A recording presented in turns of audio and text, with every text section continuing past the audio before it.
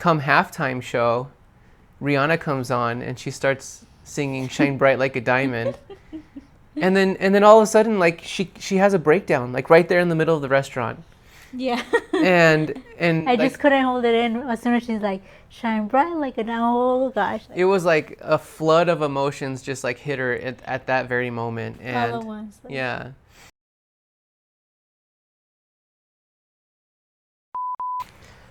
All right, so this is our first video.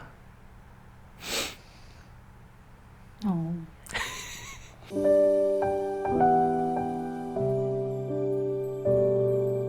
Hi, I'm Josh. I'm Ofelia. Nice to meet you guys. This is our first video, obviously.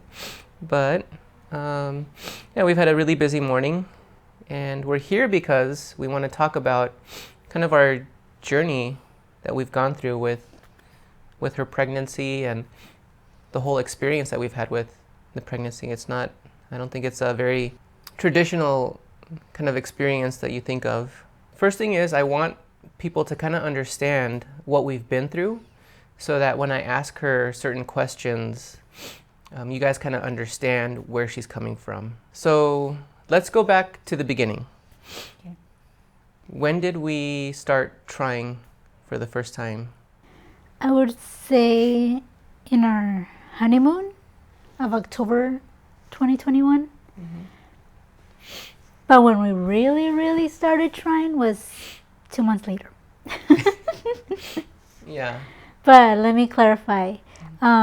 So I didn't know anything about the fertile window, the ovulation, anything of that. I just thought you have unprotected sex and you get pregnant. But that's obviously not the case. So once I did my research in November, I was basically timing everything for like my fertile window, ovulation. So in December, that's why I say 2 months later, we actually started trying. Mm-hmm. I didn't know anything about the birth control. The only birth control we ever used was Condom. a condom. And I thought it was going to be super easy too when we first started trying. Like I thought, one and done, bam.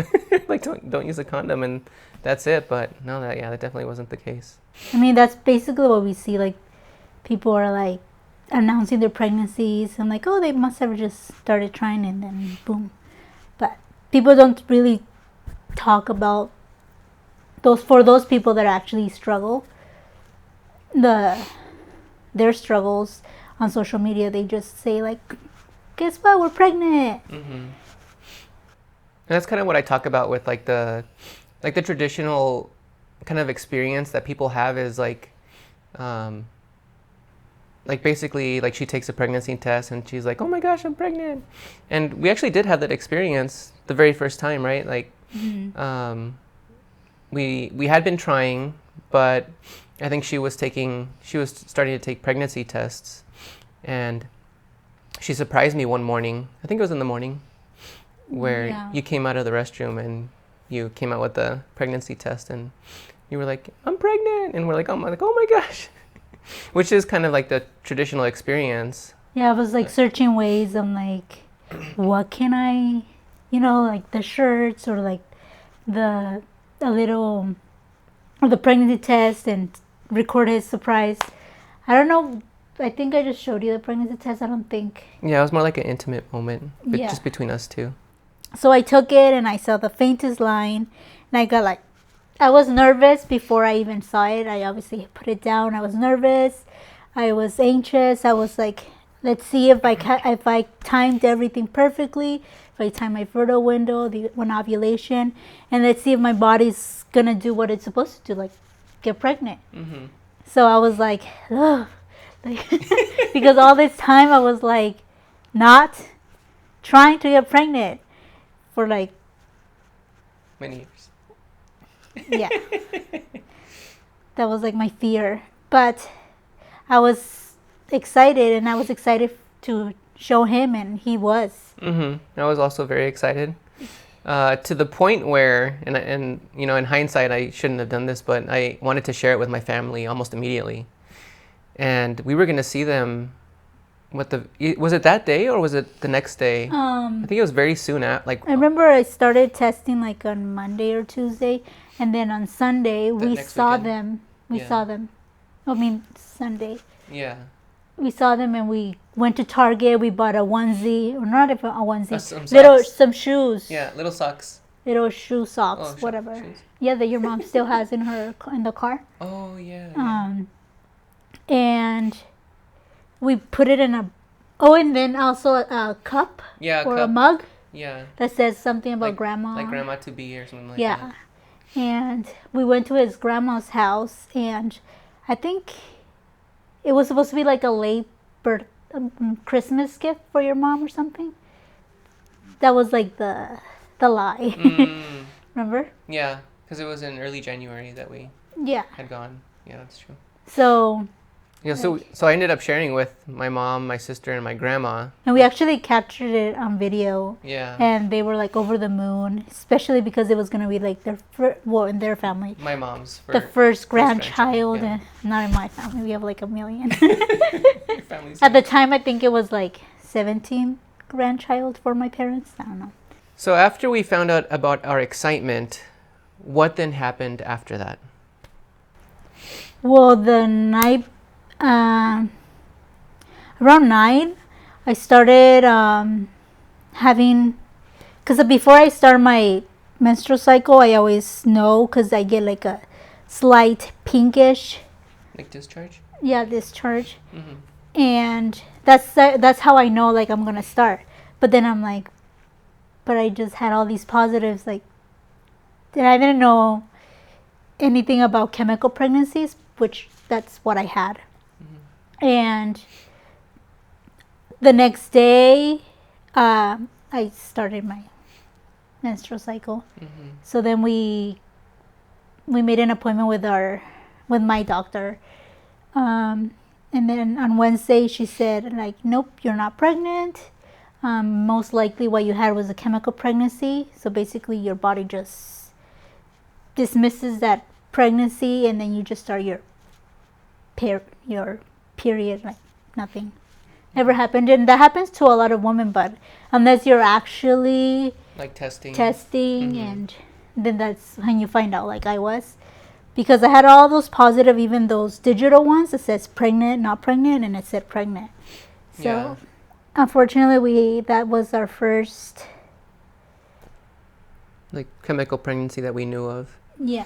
Yeah. The doctor ended up telling us, for the majority of cases where you kind of test positive for pregnancy, but then you end up getting your period within like a couple of weeks after you test positive, that's the chemical pregnancy. And most cases go completely unnoticed because most women, she told us, like, they don't even know they're pregnant. They just basically experience their period like a little bit late, and then that's basically it. They're not like well documented because most of them go like basically unnoticed. So we talked about our kind of your first chemical pregnancy. Can you go ahead and share about like the other experiences that we had after that? So the other stuff. Yeah, the other stuff. So after the chemical pregnancy, I was like obsessed with trying to get pregnant again. And I had hope that we were going to get pregnant because I read that if you had a chemical pregnancy, that's a good sign that you can get pregnant. So that's like the best news I can hear after going through that. And we just started trying. You tried a lot. February, March, and I believe I did get pregnant in March. I think last time we were like right in the middle of you talking about our first miscarriage, which was around March of 2022-ish, around that time. Well, I got pregnant then, but you got pregnant the first so after like I was mentioning that I had hope that this one was gonna stick because we already had a chemical pregnancy. This time it's gonna have to be like a This is gonna be full the term. one. Yeah, This is gonna full be the term one. pregnancy. So I had my hopes up, and we made an appointment with our OB at 8 weeks, and we were both excited. We went in. She was looking, and because at that time we were supposed to already hear a heartbeat. You hear it at 6 weeks, but she didn't see nothing. I mean, we didn't hear the anything. the Yeah. heartbeat. And there was still no like nothing concerning, or at least in her part. But for me, it was like I had a feeling because we were supposed to already hear a heartbeat, and for her it was like, well, maybe she calculated her menstrual period like Incorrectly. maybe she, because I think I was only measuring 5 weeks or something. Yeah. Like 5 or 6 weeks, maybe. Yeah. So then I had an appointment for next week, and same thing. Yeah, I think she had told us like we should certainly hear the heartbeat the next week you come in, Yeah. and Nothing. there was no heartbeat. Yeah. So I think we went back third time, and then that's when she said, Yeah. like, you're gonna have a miscarriage. Yeah. And that one was like, I just broke down because I was like, what is my body's not doing what it's supposed to do. It was devastating. So then we scheduled she gave us obviously the options, taking the pill, waiting for the miscarriage to happen naturally.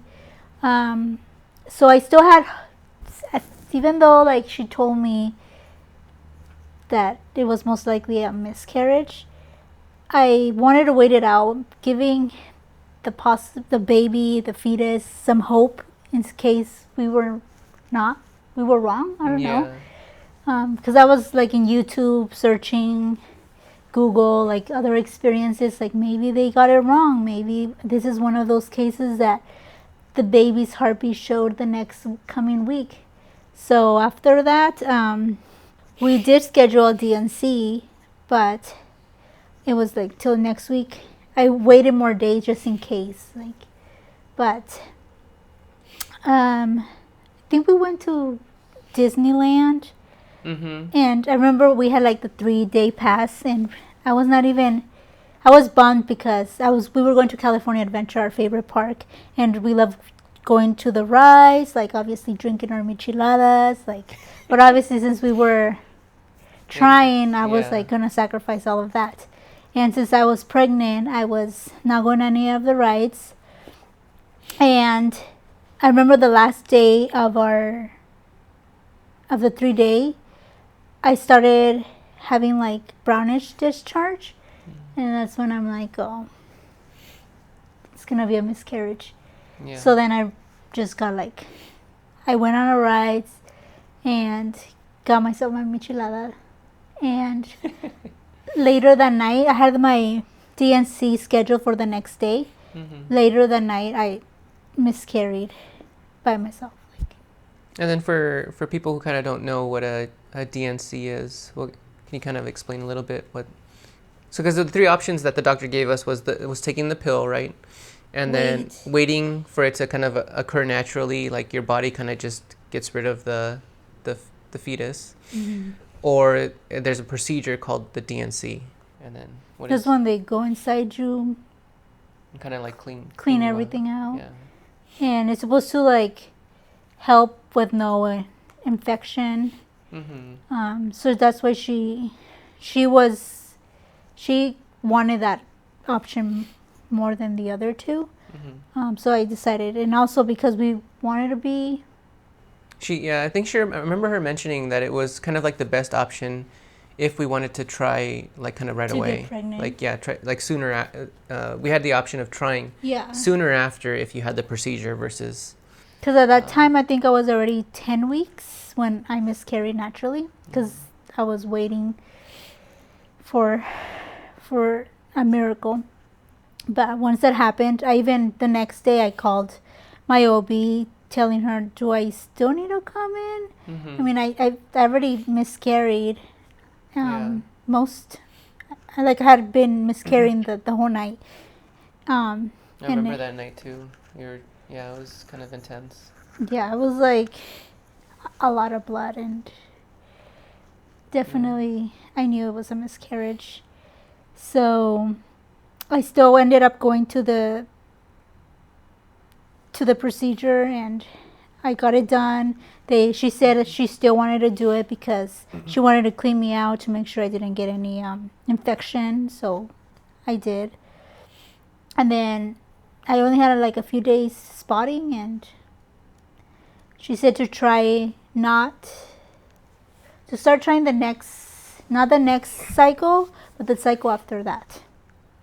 Which we did, and we got another chemical pregnancy. Right after. It was our second chemical pregnancy. And then at that point I was like, I don't know what's happening. My body is just, like, I don't get it. Like, my sister-in-laws got pregnant, like, so many times. My sisters, like I never experienced people, because they never talked about, I don't even know if they had any miscarriages, which I don't believe they did. They always had sex and they ended up pregnant, and they ended up having a baby at the end. So for me, like, I started thinking, like, maybe I waited too long. Maybe they were right, because my sisters kept telling me, like, Ofelia, like, you need to get, if you want a baby, you need to start now. You're already hitting your 30s, which I was 30 at the time when I first experienced the first one. And I didn't want that to affect me, because I'm like, there's women getting pregnant at 35, 37, 40. Like, I didn't think that was going to be an issue for us. And when that started happening to me and not getting a successful pregnancy, it was just devastating. And I did more research on, like, supplements, on, like, tracking my fertile window with, like, those sticks. Like, I try to do everything, and I was I lost the joy of being present. I was just constantly, like, tracking every month. Okay, we missed it, and like, oh, I don't know why I'm not getting pregnant, because now I was not getting pregnant, even though I'm like, oh, I must have missed my fertile window, even though I was tracking more and more. But I think it was the stress. Yeah. So we didn't end up getting pregnant again. So by December, I'm just like, screw it. Like, I'm just gonna... That's when you decided to take a little bit of a break, huh? A break, yeah. So we did take a break, and I remember I took time off from work. And this was December of 2022? Yeah. So I started just enjoying life. Yeah. Well, for that one. I remember that time. It was like, so, it was tough to get through. And I remember, like, just kind of seeing, like, kind of everyone around us getting pregnant. Because even his sister. Yeah, my sister ended up getting pregnant too. And, like, I think it was in March that she got pregnant. Of 2023? No. 2022? Yeah. Because I remember I was excited when I got pregnant. Because we were thinking... The second time, like, oh, we're going to be pregnant at the same time. Yeah, we were thinking that you guys were going to be pregnant at the same time together. But then it was even more sad or hard for us. Well, for me mentally, especially because she kept giving us good news. Like, oh, look, my ultrasounds, a heartbeat. Yeah, hers was tracking along kind of normally. Well, normal. Yeah. And then she was, like, the heartbeat, they had a girl, and, you know, all the things that you were supposed to be getting once you found out you were pregnant. And then once we had our miscarriage, I think we had a conversation with, well, the day that we miscarried, we told his family that we were going to have a miscarriage. Yeah.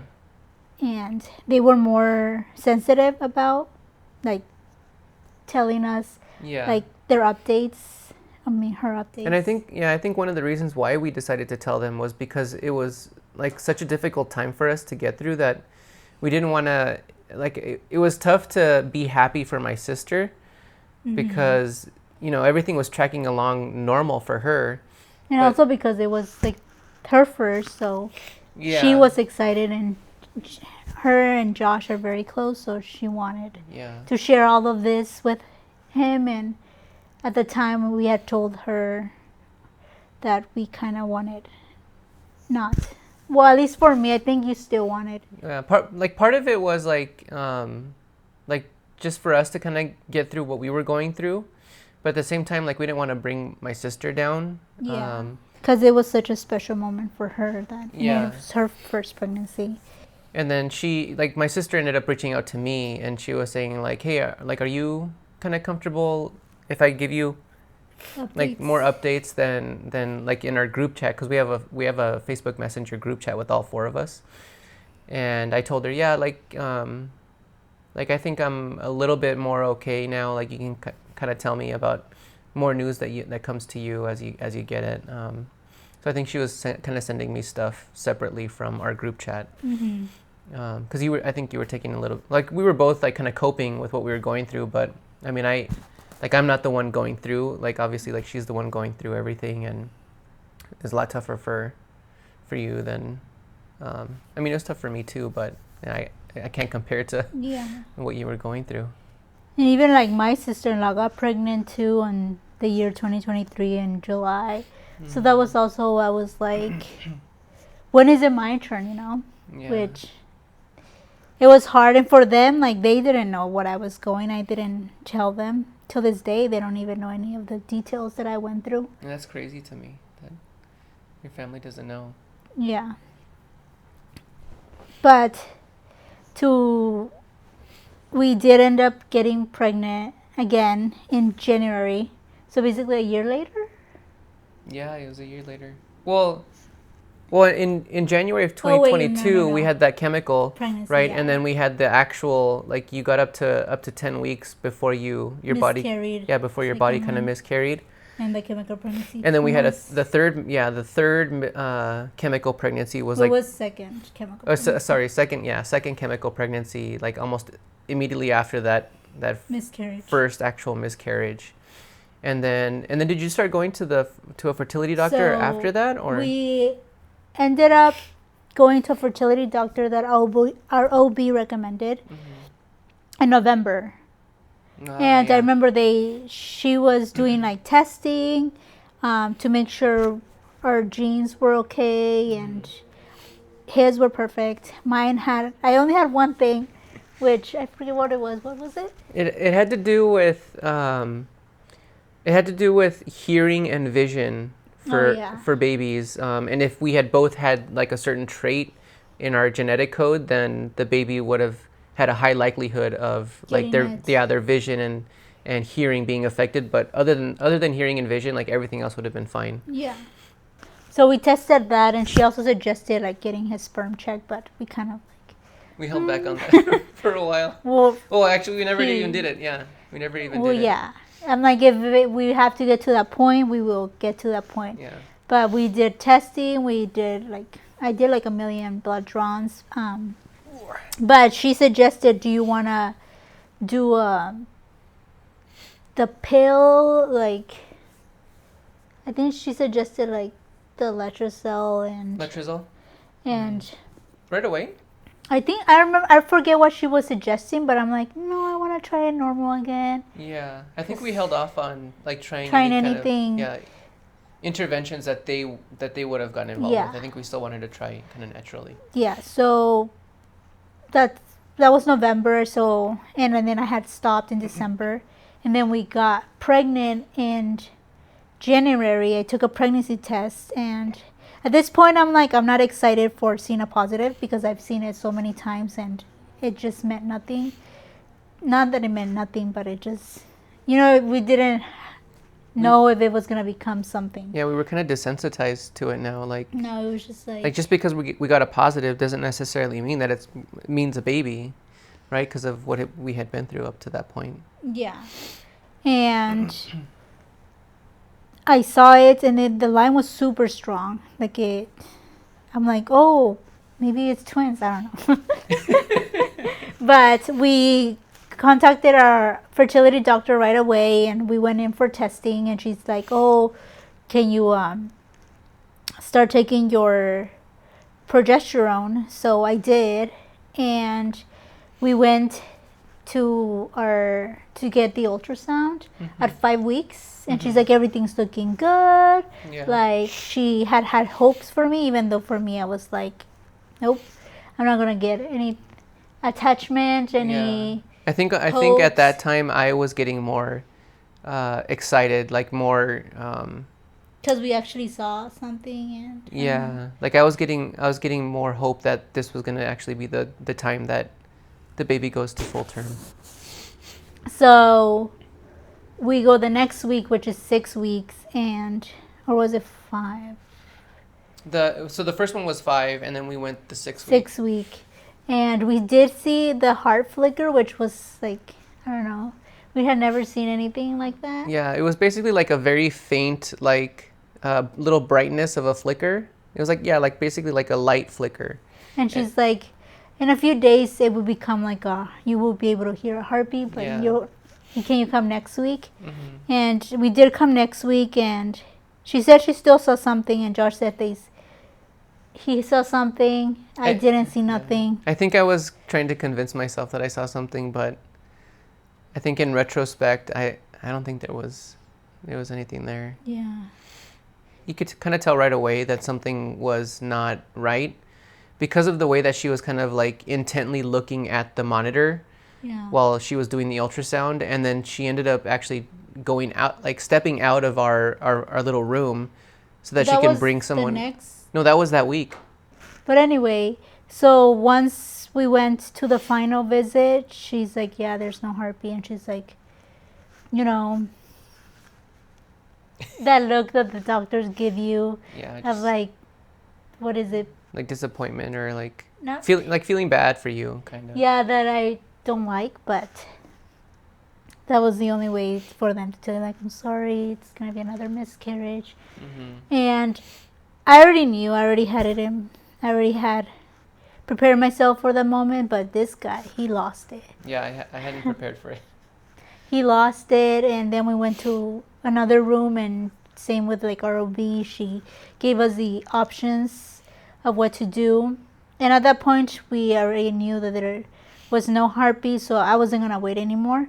I'm like, sign me up for the DNC, and we got the DNC done again. And that was the second time that she had gone through that procedure.